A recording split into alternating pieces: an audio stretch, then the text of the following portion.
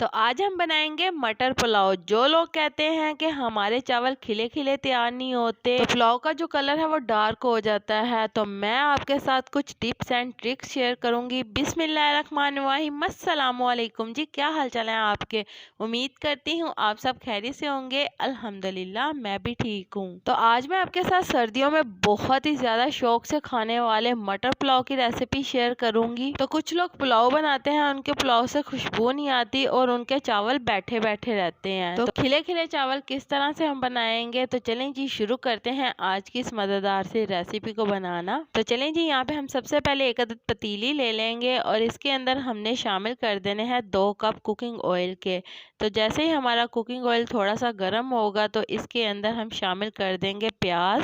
यहाँ पे मैंने 2 अदद प्याज ले ली है दरमियाने साइज की और इसे मैंने स्लाइस में कटिंग कर लिया है। तो यहाँ पे आपने मीडियम टू लो फ्लेम के ऊपर प्याज को गोल्डन ब्राउन करना है। आपने एकदम से तेज आग नहीं करनी, वरना प्याज आपका जल जाएगा और आपके जो पुलाव का कलर है वो बहुत ज़्यादा डार्क हो जाएगा। तो जैसे ही हल्का सा गोल्डन कलर आएगा प्याज के ऊपर, तो हम इसके अंदर 2 से 3 टेबल स्पून लहसुन अदरक का पेस्ट शामिल करेंगे और ये शामिल करके इसे 1 से 2 मिनट के लिए पका लेंगे, ताकि जो लहसुन अदरक के अंदर कच्चा पाना है वो भी दूर हो जाए। तो चलें जी, अब हम इसके अंदर शामिल कर देंगे टमाटर 2 से 3 अदद मीडियम साइज के। तो टमाटर शामिल करने के बाद हम इसे भी 1 से 2 मिनट के लिए पका लेंगे, ताकि जो टमाटर हमारे हैं वो भी थोड़े से सॉफ्ट हो जाएं। तो चलें जी, यहाँ पे आप देख सकते हैं टमाटर थोड़े से सॉफ्ट हो गए हैं। तो अब हम इसके अंदर शामिल कर देंगे 5 से 6 अदद सब्ज हरी मिर्चें। यहाँ पे मैंने साबुत ही इसके अंदर शामिल कर दी हैं, ताकि ज़्यादा ये तीखा ना हो। तो चलें जी, अब हम इसके अंदर घर के बेसिक से स्पाइसेस ऐड करेंगे। नमक यहाँ पे मैंने ले लिया है 2 टेबल स्पून, सुरख मिर्च का पाउडर हाफ टी स्पून, हल्दी पाउडर हाफ टी स्पून, खुश्क धनिया साबुत 1 टेबल स्पून भरकर और 1 टेबल स्पून भरकर ही हम इसके अंदर मिक्स गरम मसाला शामिल करेंगे।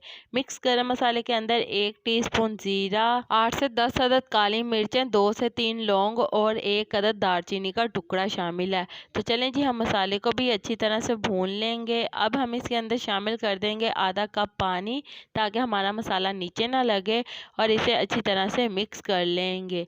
तो चलें जी, इसे मिक्स करते हैं और इसे इतना पका लेते हैं कि जो ऑयल है वो सेपरेट हो जाए और हमारे जो सारे मसाले हैं वो यकजा हो जाए। तो चलें जी, हमारा मसाला अच्छे से भुन चुका है। तो अब हम इसके अंदर शामिल कर देंगे आलू 3 अदद दरमियाने साइज के। यहाँ पे मैंने छोटे पीसेस के अंदर इसे कट कर लिया है। तो यहाँ पे हम साथ ही शामिल कर देंगे मटर 1 कप भरकर। तो चलें जी, आप इसके अंदर और भी वेजिटेबल्स शामिल कर सकते हैं, लेकिन हम यहाँ पे मटर के साथ ही इसे पकाएंगे। तो चलें जी, आलू और मटर को अच्छी तरह से हम भून लेंगे। तो बहुत ही मज़े का ये पुलाव तैयार होता है, आपने एक बार इसे ज़रूर ट्राई करना है। तो अच्छी तरह से आपने इसे भूनना है मीडियम टू लो फ्लेम के ऊपर। तो हम इसे भूनेंगे 15 से 20 मिनट के लिए, ताकि जो अच्छी तरह से मसाले का फ्लेवर है वो आलू और मटर के अंदर आ जाए। तो चलें जी, इसी के साथ मुझे लाजमी बताइएगा कि मेरे प्यारे प्यारे व्यूवर्स मुझे किस मुल्क और किस शहर से देख रहे हैं, ताकि मैं आपका शुक्रिया अदा कर सकूं। और कमेंट बॉक्स में भी लाजमी बताइएगा कि आपको मेरी आज की मज़ेदार सी रेसिपी कैसी लगी। और आप सबका मेरी वीडियो को देखने का और पसंद करने का बहुत बहुत शुक्रिया। तो चलें जी, यहाँ पे आप देख सकते हैं बातों ही बातों में हमारे मटर और आलू अच्छी तरह से भून चुके हैं। तो जो तमाम मसालों का फ्लेवर है वो भी अच्छी तरह से आलू और मटर के अंदर आ गया है। तो यहाँ पे बहुत ही अच्छी तरह से आपने आलू और मटर को भूनना है। तो चले जी, यहाँ पे आप देख सकते हैं कि आलू और मटर को हमने बहुत अच्छी तरह से भून लिया और ऑयल हमारा जो है वो सेपरेट हो गया। तो अब हम इसके अंदर शामिल कर देंगे 2 प्याली पानी। तो हमने यहाँ पे चावल 1 प्याली लिया है, तो यहाँ पे आपने चावल के अंदर पानी 2 प्याली शामिल करना है, क्योंकि जितने चावल होते हैं उससे डबल पानी इसके अंदर जाता है। तो अच्छी तरह से हम इसे मिक्स कर लेंगे। तो एक बात का आपने लाजमी ख्याल रखना है कि अगर आपके चावल पुराने हैं तो आपने उसके अंदर आधी प्याली पानी ज़्यादा शामिल करना है, क्योंकि जो पुराने चावल होते हैं वो पानी ज़्यादा लेते हैं। तो चलें जी, अब हम इसके अंदर बॉयल दिला लेंगे। तो जब इसके अंदर बॉयल आना शुरू हो जाएगा तो अब हम इसके अंदर शामिल कर देंगे चावल। यहाँ पे मैंने 1 प्याली चावल लिए थे और इसे मैंने साफ़ करने के बाद भिगो कर रखा था आधे घंटे के लिए।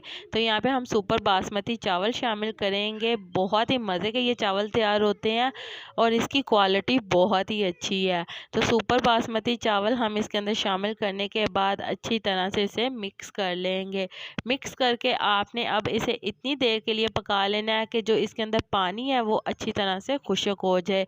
तो यहाँ पे आपने चम्मच को हिला लेना है अच्छी तरह से, चावलों के अंदर तमाम फ्लेवर आ जाए। आप इस मज़ेदार से मटर पुलाव को किसी भी दावत में बना सकते हैं या फिर लंच और डिनर में भी बनाकर एंजॉय कर सकते हैं। तो चलें जी, यहाँ पे आप देख सकते हैं कि मटर पुलाव के अंदर जो पानी है वो अच्छी तरह से खुश्क हो रहा है।